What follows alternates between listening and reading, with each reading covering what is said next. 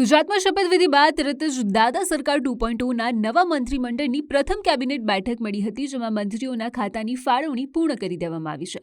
આ બેઠકમાં મહત્વના વિભાગોની વહેંચણી પણ કરવામાં આવી છે અને સૌથી મહત્વની વાત એ છે કે નાયબ મુખ્યમંત્રી હર્ષ સંઘવી પાસે ગૃહ ખાતું યથાવત રહ્યું છે. તેમને કાયદા, રમતગમત સહિતના અન્ય મહત્વના વિભાગો પણ સોંપાયા છે. કનુભાઈ દેસાઈની જો વાત કરીએ તો તેમને નાણાં અને શહેરી વિકાસ મંત્રાલય સોંપવામાં આવ્યું છે. રીવાબા જાડેજા તેમને પ્રમોશન મળ્યું છે અને તેઓ ગુજરાતના નવા શિક્ષણ મંત્રી બન્યા છે. જીતુ વાઘાણી કૃષિ, સહકાર અને પશુપાલન જેવા મહત્વના વિભાગો સોંપાયા છે. પ્રફુલ્લ પાનસેરિયાને આરોગ્ય ખાતું મળ્યું છે.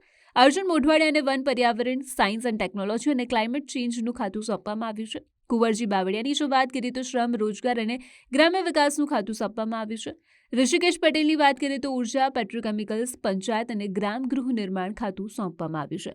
મુખ્યમંત્રી ભૂપેન્દ્ર પટેલે મહેસૂલ વિભાગ અને માર્ગ મકાન વિભાગ જેવા મહત્વના વિભાગો પોતાની પાસે જ રાખ્યા છે. આ ઉપરાંત કાંતિ અમૃતિયાએ શ્રમ અને રોજગાર મંત્રી બનાવવામાં આવે છે. ત્રિકમ છાગાને ઉચ્ચ અને ટેકનિકલ શિક્ષણ, જ્યારે નરેશભાઈ પટેલને આદિજાતિ વિકાસ મંત્રાલય સોંપાયું છે. નવા મંત્રીમંડળમાં અનુભવી અને યુવા ચહેરાઓને યોગ્ય સંતુલન સાથે ખાતાની ફાળવણી કરવામાં આવી છે.